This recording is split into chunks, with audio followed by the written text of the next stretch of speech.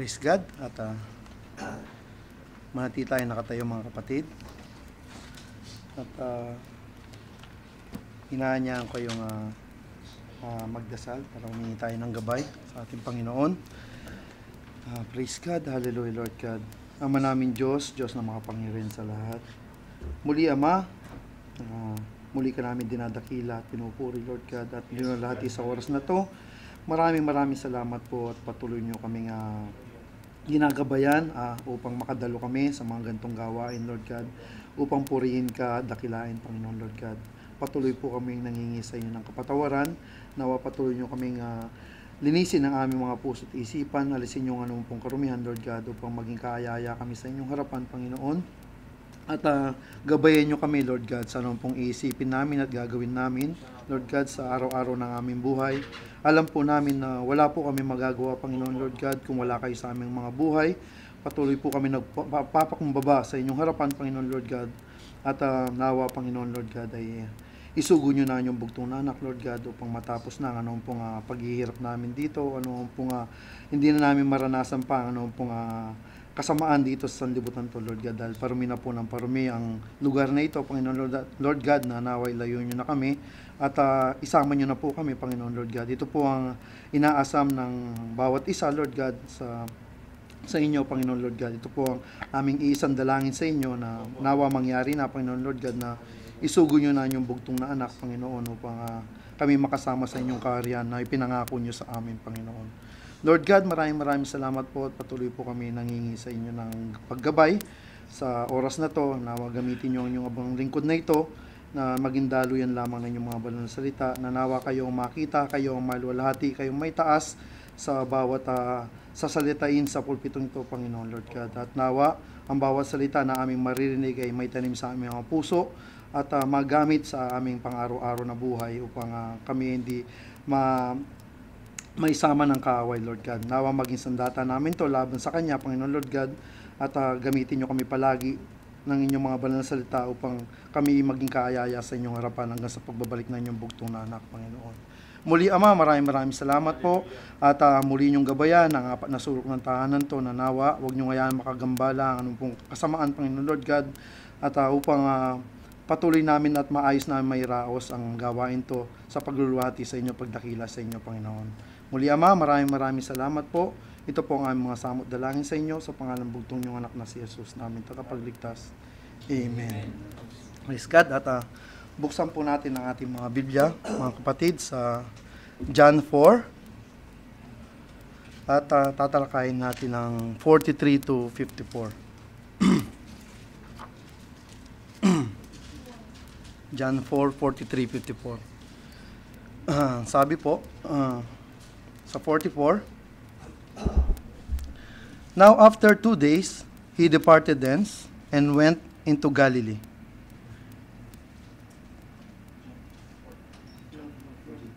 (43 to 54). For Jesus himself testified that a prophet hath no honor in his own country. Then when he was come into Galilee, the Galileans received him, having seen all the things that he did at Jerusalem at the feast, for they also went unto the feast. So Jesus came again into Cana of Galilee, where he made the water wine. And there was a certain nobleman whose son was sick at Capernaum. When he heard that Jesus was come out of Judea into Galilee, he went unto him and besought him that he would come down and heal his son, for he was at the point of death. Then said Jesus unto him, Except ye see signs and wonders, ye will not believe. The nobleman said unto him, Sir, come down here, my child die. Jesus said unto him, Go thy way, thy son liveth. And the man believed the word that Jesus had spoken unto him, and he went his way. And as he was now going down, his servants met him, and told him, saying, Thy son liveth. Then inquired he of them the hour when he began to amend. And they said unto him, Yesterday at the 7th hour the fever left him. So the father knew that it was at the same hour In the which Jesus said unto him, Thy son liveth. And himself believed, and his whole house. This is again the second miracle that Jesus did when he was come out of Judea into Galilee. At pwede na po tayong magsipo, mga kapatid. At nawagabayan tayo ng ating Panginoon.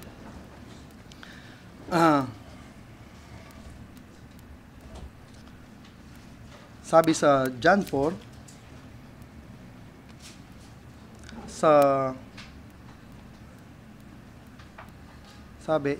sa relasyon natin sa Diyos, faith is everything. And yet, not everybody experience faith that brings result. Mayroong matagal nang nananalig pero hindi pa nakakaranas o nakakaramdam ng pag-ipo ng pag-ibig ng ating Panginoon. So, ibig sabihin ay may iba-ibang klaseng faith na nadala-dala ang tao.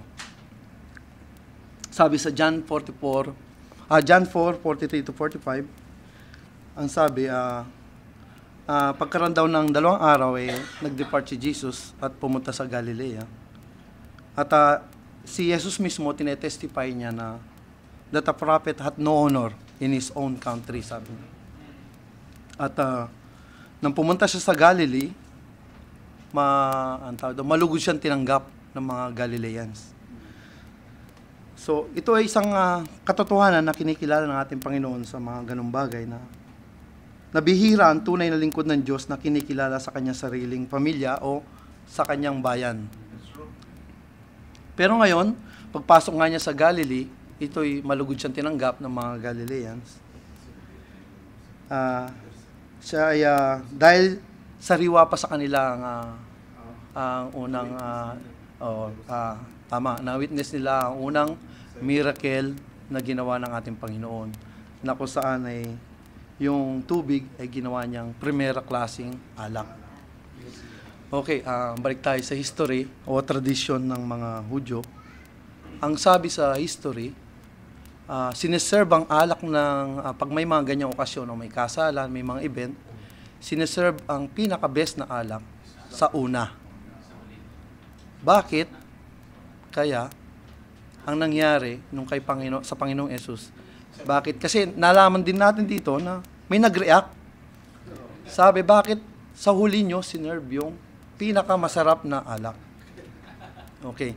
At alam natin bilang mga Kristiyano, bilang mga kapatid, ang Diyos ay kumikilos sa hindi in-expect palagi ng tao. At hindi sumusunod ang Diyos sa tao, dapat ang sumunod ang tao sa Diyos. That's right. Amen. So, magandang naging experience ng mga taga Galilea na mga ganitong miracle ng ating Panginoon. Bagamat alam natin, kung i-dramatize nga natin, sabi nga nila,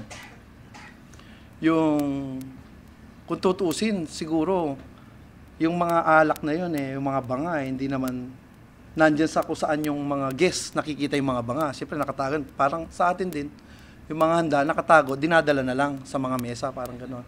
So, kung tutuusin, hindi naman siguro ganun karami yung witness na nakakita sa milagrong ginawa ng ating Panginoon. At naniniwala tayo na ang paggawa ng best na alak ay hindi biro-biro. Hindi ito nakukuha sa isang araw, hindi nakukuha sa isang linggo, isang taon. It takes 20 to 30 years para makagawa ng masarap na wine. Alisin natin yung alak, parang masyadong yung wine.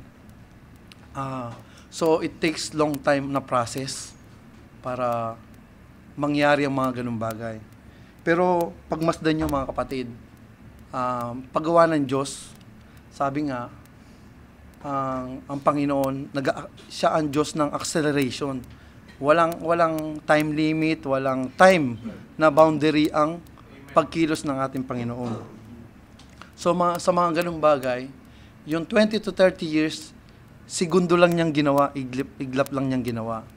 So para bang minsan sa katayuan natin bilang isang tao, sabi nga natin minsan, tumanda na ako, ganito pa rin yung katayuan ko sa buhay. Hindi pa rin nagbago. Para bang ilang years na akong kumakayod, ilang years na akong nagpapakahirap. Tandaan nyo, sabi nga kanina, ang milagro ng Diyos, Hindi nakukuha sa panahon, hindi nakukuha sa oras. Anytime, sabi nga niya. Anytime, kaya niyang baguhin ang iyong buhay.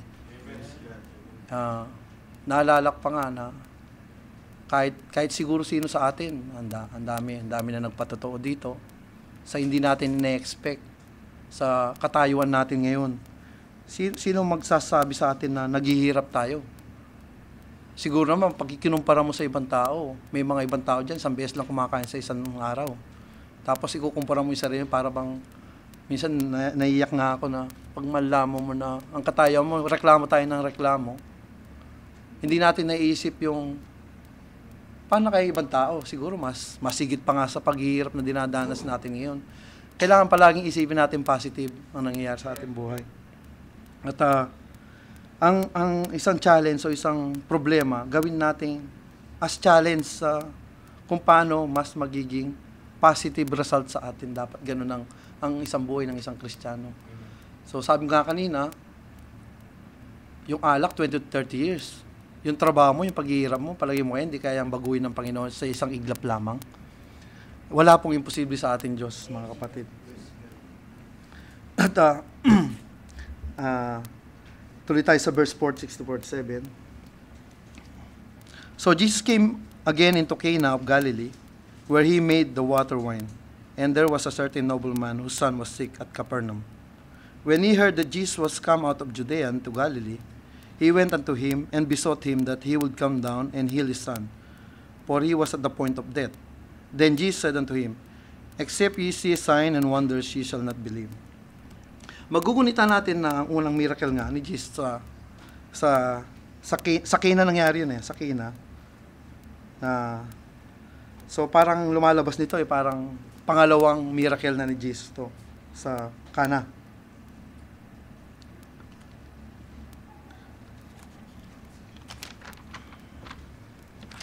At tulad na sabi kanina, hindi naman siguro ganun karami yung naging witness kung paano ginawa ni Jesus yung tubig na maging primera klaseng wine.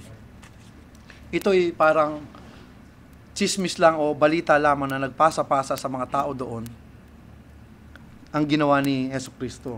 So, at hindi lahat ng tao na makakarinig ng mga ganung bagay ay maniniwala. Kumbaga, mayroong maniniwala, mayroong ding hindi sa mga ganung miracle, lalo na imposible para sa tao. Dahil sa panahon na yon, wala pang prophet. Kumbaga siya pa lang ang unang naglabas ng miracle sa lugar na yon, at yun din ang kauna-unang miracle na ginawa ng Diyos. So parang press pa sa utak na ito pa lang ang ginawa niya. Wala pang, hindi pa ganun karami na tulad natin ngayon na marami na tayong nababasa. May Biblia, may New Testament kung saan na naka-indicate o nakasulat lahat ng ginawa ng Diyos. Sila hindi. Kumbaga parang isang balita lang 'yun na nangyari sa isang okasyon. So hindi lahat mapapaniwala mo na nangyari totoo 'yun ng mga ganung bagay.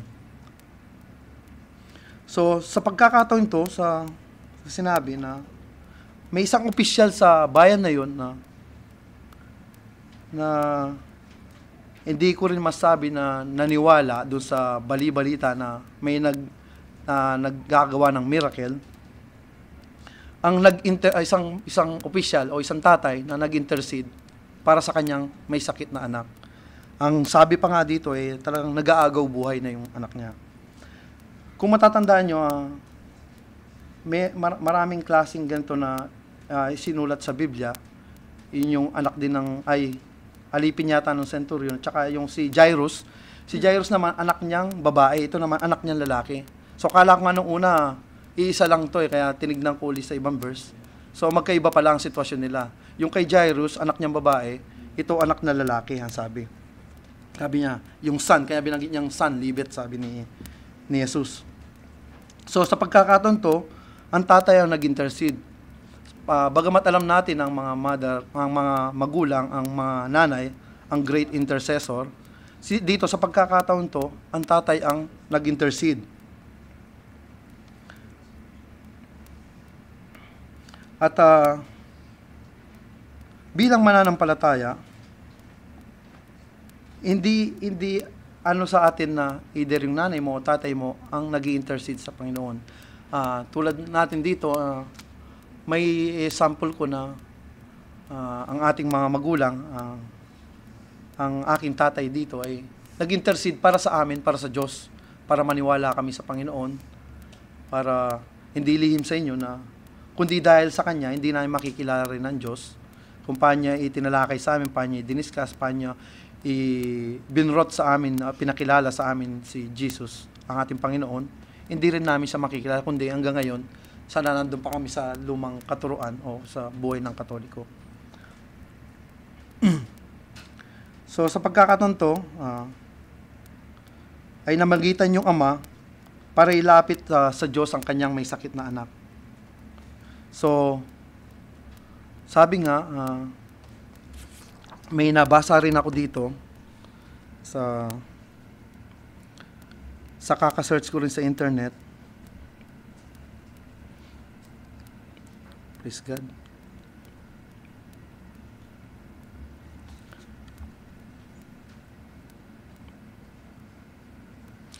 Sabi, yung tatay daw, nobleman. So sabi, pagdating sa Panginoon, walang noble. Walang presidente, walang may matas na posisyon, walang may-ari ka ng kumpanya. Pagdating sa mga ganitong bagay na may sakit na yung anak mo at may nararamdaman na, kahit ano pang katayuan mo sa buhay, lalapit ka pa rin sa Panginoon. Lalapit ka pa. Dahil alam mo, siya ang mas greater kaysa sa lahat ng bagay. Siya ang mas nakahihigit sa lahat ng bagay. So sa pagkakataon to, binaliwala ng tatay ang kanyang katayuan. Bagamat hindi pa ganun siguro kakilala niya ang ating Panginoon o dahil lang sa bali-balita, kaya lang niya nalaman na ang tao ito ay gumagawa ng miracle. Kaya binaliwala ng tatay na ito ang kanyang katayuan sa buhay para lumapit sa Diyos, para ilapit niya ang kanyang anak. At sa 48, then Jesus said unto him, except ye see signs and wonders, ye will not believe. Dito binibigyan ng taon na katotohanan na ang tao, lalong tumitibay ang kanyang pananalig kung mas makakakita pa siya ng himala o milagro o patotoo tungkol sa kapangyarihan ng Diyos. At sa 49, the nobleman said unto him, Sir, come down ere my child die. Sabi niya, so nagmamadali ang ang taon to, sapagkat alam niya na ang kanyang anak ay nangihingalala. Kumbaga, siguro, hindi naman siguro sasabihin dito na dying, kundi talaga namamatay.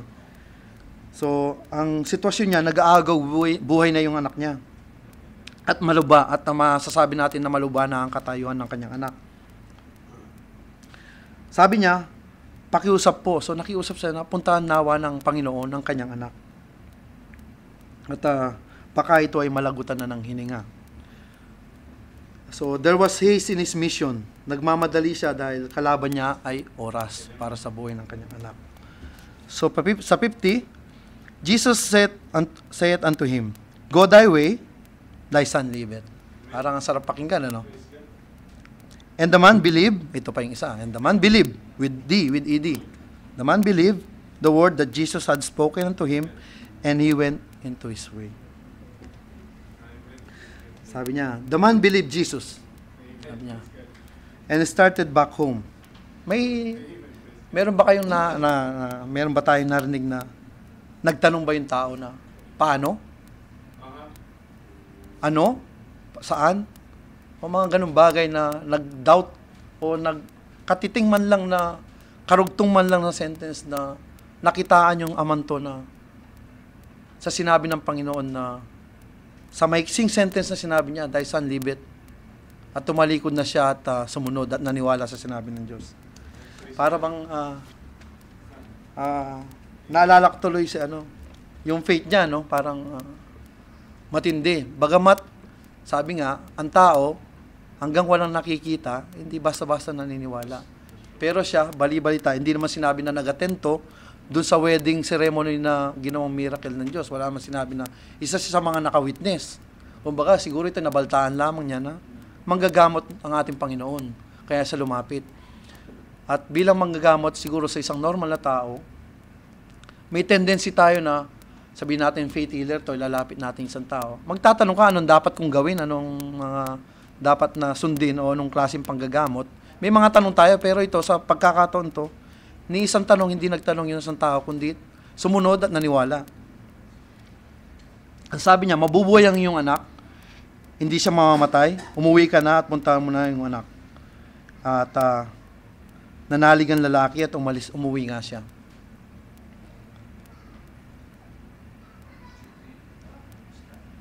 So, salita pa lang ni Jesus, naniwala siya. Tayo kaya sa bawat na naririnig natin o pinag-aaralan natin dito na alam naman natin na ang Biblia ay lahat tayo ay salita ng Diyos. Lahat kaya ay pinaniniwalaan natin na walang doubt, na walang tanong sa ating mga isipan.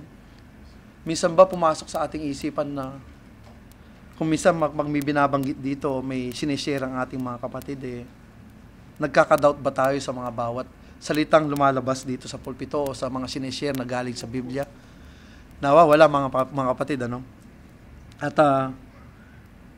ito isang sample ng Diyos na totoong nangyari na sa mga ganitong bagay, marami tayong napag-aaralan, marami tayong napupulot. At nawag, maging ganun din tayo tulad ng taon to na sa bawat sinabi ng Panginoon, sinunod niya at nang walang tanong, nang walang doubt sa Kanya.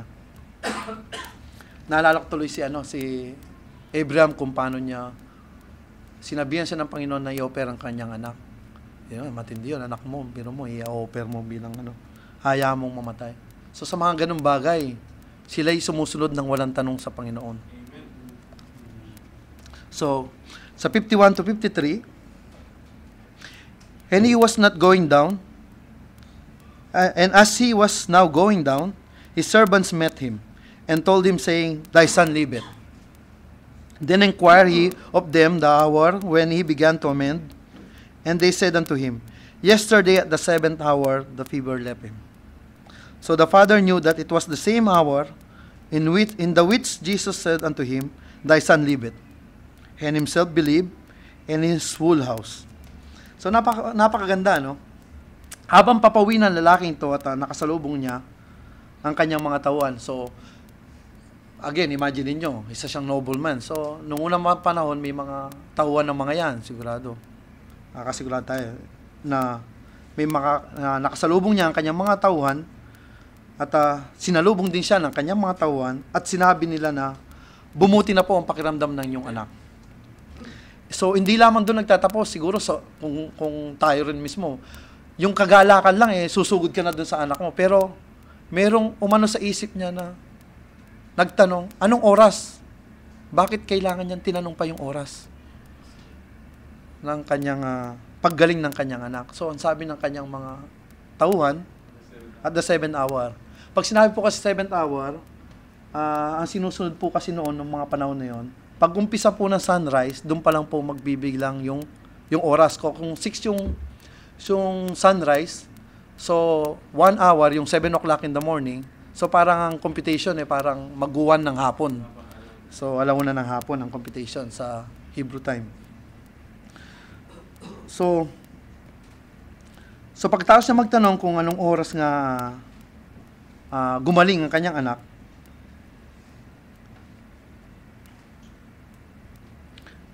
at sinagot siya ng kanyang mga tauhan na alauna ng mga bandang alauna ng hapon. So, same time din naalala niya na kung kailan sinabi ng Diyos, kung kailan inispoken ng ating Panginoon ang paggaling ng kanyang anak at ang pagkabuhay ng kanyang anak, yun din oras na nawala rin ng sakit. So, tulad na nabanggit kanina, kung ang alak ay nagagawa ng 20 to 30 years, sa Panginoon walang oras-oras. Pagkasabi pa lang niya, hindi naman siguro masasabi natin siguro ito mas faster than light pa dahil ang light nako-compute pa ng mga scientists yung sound nako-compute pa, pero yung sa kanya eksaktong-eksakto, tandaan nyo, ang Panginoon gumagalaw eksakto. Walang kaya sabi nga hindi siya bound ng oras ang ating Panginoon. So yung mga paghihirap natin minsan, yung mga nararanasan natin na itinataas natin sa Diyos, hintayin nyo lang, darating din yan mga kapatid. Sa tamang oras na ibibigay ng ating Panginoon. At hindi ito kayang ibaw ng ating Diyos. Hindi kayang ibaw ng oras ang ating Panginoon. Anytime kaya niya baguhin ang iyong buhay. Anytime alam niya kung ang nakabubuti sa atin. Pero, isa pang mapapansin nyo dito, na yung tatay na ito, kasi, tinanong niya yung oras ng mga tauhan niya, hindi napansin parang kinabukasan na yung nangyari. So, ang taon to, hindi lamang dyan sa may matarkadim o dyan sa may quality lamang ang Diyos na pinuntahan niya. May sakripisyo siyang ginawa. Naglakbay ang taon to papunta sa Panginoon. Biro nyo, nalaman pa lang niya, pag uwi niya kinabukasan, ibig sabihin, hindi biro-biro yung sakripisyong ginawa niyang paglalakbay. So, naglakbay siya. At nung panahon na yon, siguro naman, wala pa namang aeroplano, wala pa namang mga kotse noon. Palagay nyo, sabihin na natin dahil nobleman siya, meron siyang sasakyan na either donkey or kabayo. Pero, ang sakripisyo ng layo niya para mapuntahan ng Panginoon. Para itaas niya ang kanyang anak sa ating Panginoon. So, parang, sa akin lang, mga kapatid, may sacrifice. May sacrifice din na kailangan. Na makitaan tayo ng Panginoon, na may sacrifice din tayo. Hindi porket, Diyos ko sana, bigyan niyo ako ng magarang sakyan. Hindi naman basta-basta isang iglap, bibigyan ng Panginoon. May sacrifice na kailangan din makita ng Panginoon sa atin. At naniniwala din tayo na obedience din is better than sacrifice. So, hindi naman pwedeng mawala ang isa dito. Kailangan din palaging magkasama rin ang dalawang to. Hindi porket nagsakripisyo ka, hindi ka na nag-obey. Kailangan mag-obey ka at magiging maluwag sa puso mo ang pag-obey. Ang paggawa ng sacrifice. Sorry.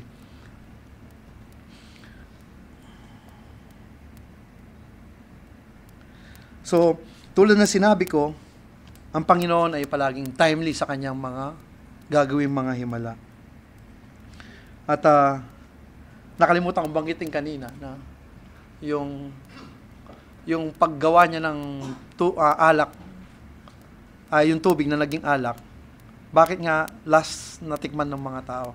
Kasi kung ginawa niyang una pa lang, ang alak na yon, so walang marang magiging, hindi ko na masabing chismis o salisal, para magiging normal lang. Kasi yun ang normal na tradisyon nila eh. Ginawa niya yun sa uli, nangyari yung mga ganung bagay sa uli, para mapuna nila. Bakit? Nangyari itong pagsiserve nila ng best wine na to sa huli. So magkakaroon ng question, so malaman nila na hindi ito basta-basta na ginawa lamang ng Diyos.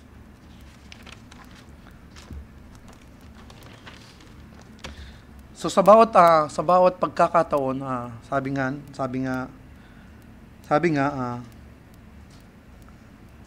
sabihin lamang ng Diyos at mangyayari ang lahat ng mga bagay na dapat mangyari o ano man ang ating dinadalangin sa Kanya. At ang mga bagay na ito ay nangyayari lamang sa pinakatamang oras ayon sa ating Panginoon. At sa pagkakataon to, isipin nyo siguro kung mahuli man ang tatay nito na pagpunta niya sa ating Panginoon, palagay nyo kaya may mangyayaring ganitong bagay. So minsan nasa tao rin kung paano siya makipag-usap sa Diyos o paano siya makipag-deal sa ating Panginoon. Ito ay mga factors din na kung paano tayo sa ating Panginoon, makipag-deal.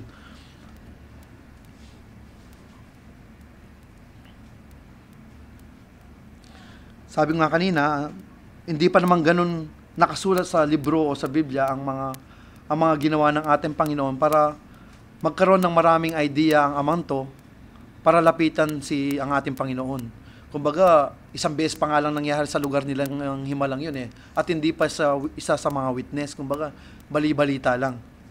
So, ang tawag doon, yung faith niya, ang nagtulak sa kanya para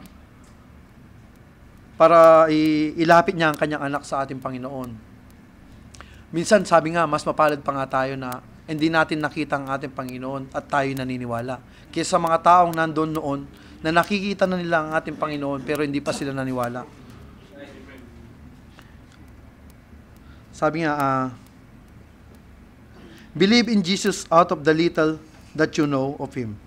Tulad natin, gaano ba talaga tayo kaalam kay Jesus? O nalalaman natin tungkol kay Jesus?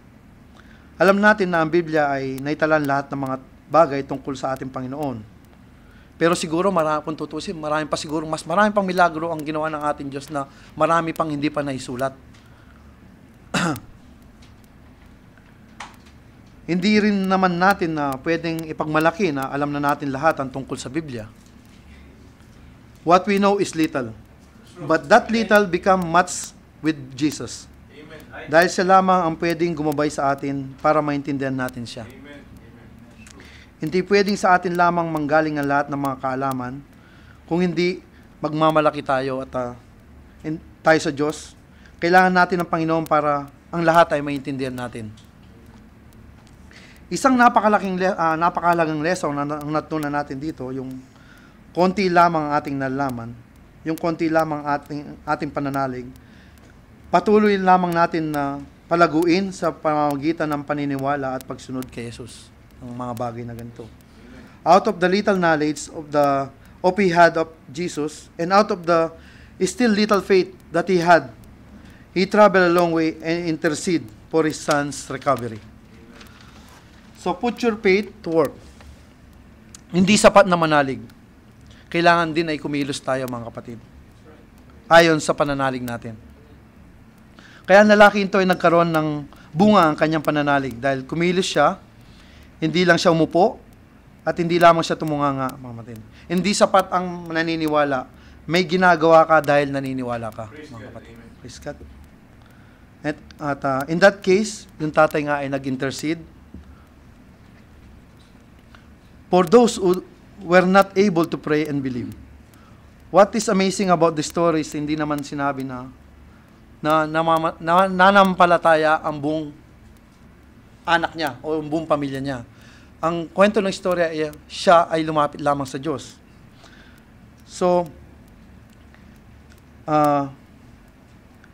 hindi rin ang taong ito ang may sakit na lumapit kay Jesus.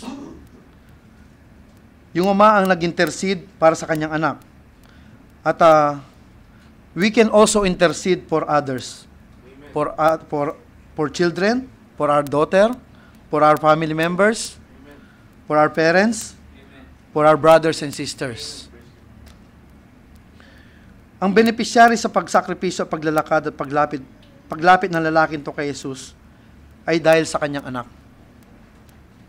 Napakaraming nagaganap kung tayo lumalapit sa ating Panginoon. Intercession is a very powerful ministry. Hindi mo kailangan may natapos ka ng theology o may PhD ka sa anumang bagay na kailangan sa salita ng Diyos just to intercede. Ngayon, ang amang ito ay pumunta sa Kina para mag-intercede para sa kanyang anak.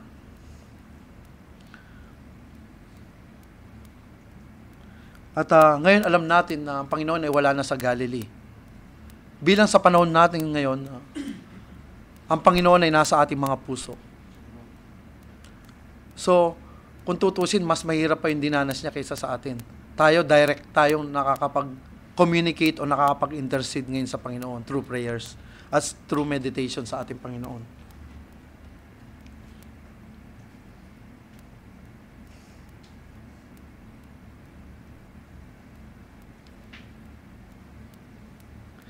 Ngayon, pag may inilapit tayo o in-intercede tayo sa Panginoon at nakita natin at nangyari ang idinalangin natin at natupad, doon lumalago ang ating pananalig sa Diyos.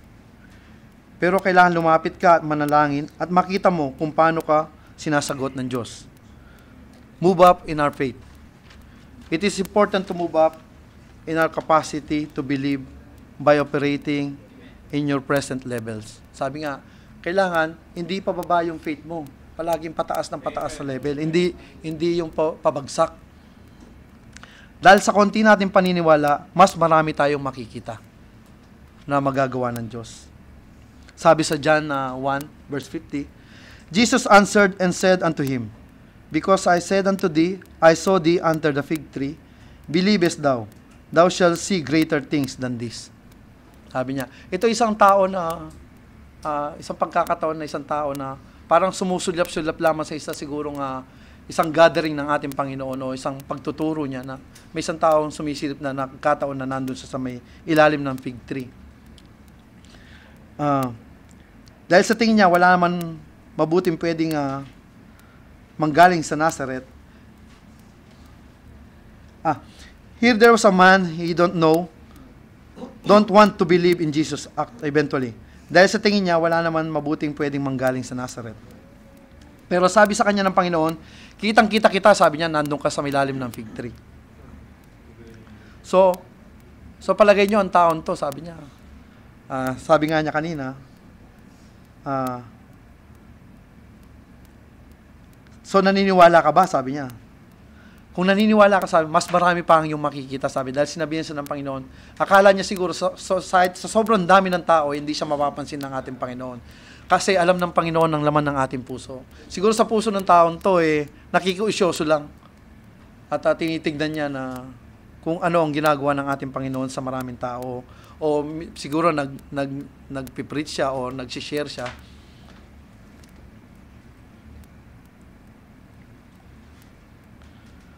O sabi ng taon to, oh, I believe in you. You are the Son of God. You are the Christ. Dahil sa sinabi ko na nasa ilalim ka ba ng puno, kaya ka naniwala, sabi niya. Sabi niya sa taon to. Sabi ng Panginoon sa kanya, mas marami ka pang makikita kung maniniwala ka. Those who believe will see more. Will believe more and therefore will accomplish more. So kung ano man ang ating pananalig, mga kapatid, uulit-ulitin natin yan, put it to work. Nananalig ka that the Lord heals, pray and put it to work, and then do what is practical. Kung practical na magpagamot, uminom ng mga gamot na ibinigay ng ating mga doktor, alam din natin na ang ginagamit ng Panginoon ang mga taon to para tayo gumaling. At bilang mananampalataya, ginagawa rin natin na bago inumin ng mga gamot, dinadalangin din natin to sa ating Panginoon. Pinagdarasal natin ng mga gantong bagay para maging mabisa dahil alam natin na mas higit ang ating Diyos na sinasamba sa mga gantong bagay. Mas higit siya sa mga gantong nararamdaman natin. Oo, totoo, may mga doktor na magbibigay, pero sila ay ginagamit din ng ating Panginoon.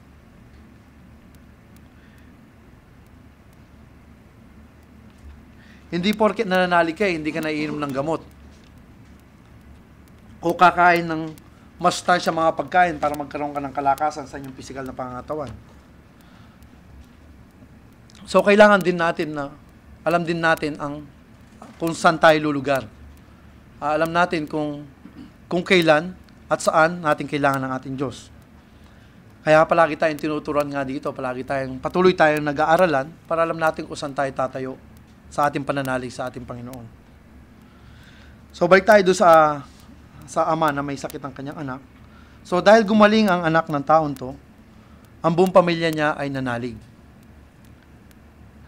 So, sabi nga, kung i-dramatize, so, kinuwento at ibinahagi na ng ama ang nangyari o ang experience niya sa ating Panginoon.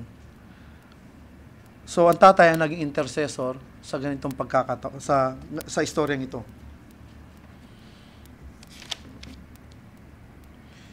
You don't only believe, you believe to the point of investing time. Talent, treasure, you invest. Those who do not invest, do not expect to gain anything. So, para bang sinasabi kung paano ka ani kung hindi ka nagtanim? Paano mo makikita ang miracle ng ating Panginoon kung wala ka naman pananalig sa Kanya? Paano makikitaan ang paggalaw ng ating Panginoon kung wala kang sakripisyo sa iyong buhay o pagsunod sa Kanyang mga banal na salita? Kung meron tayong mga challenge sa ating mga buhay, make this as an opportunity to tell the Lord that mayroong pagkakataon ng Panginoon para patunayan niya ang Kanyang kapangyarihan sa atin. At kailangan natin magtiwala sa Kanya. Kung meron tayong mga challenges, this is also an opportunity to know God more. Do not be discouraged. Do not be afraid because Jesus already overcome the world. Kaya mga kapatid, put your faith to work, mga kapatid. At hanggang dito na lamang binigay ng ating Panginoon ang exhortation at nawa may tanim sa puso ng bawat isa. At patawarin nawa ako kung may naibanggit na hindi nararapat o hindi ayon sa Biblia. At back to the word, mga kapatid. At maraming salamat at purihin ang ating Panginoon Diyos.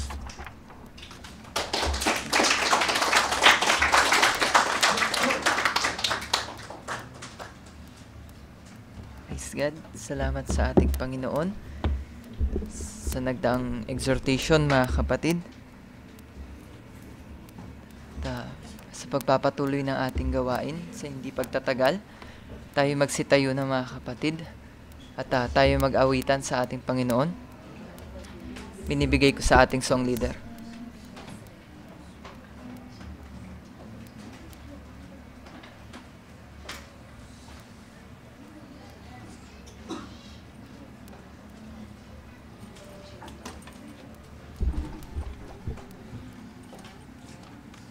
Praise God. Tayong awitan po natin ang ating Diyos na buhay. Praise God. Awitin po natin ang lulukso-lukso, mga kapatid. Puso.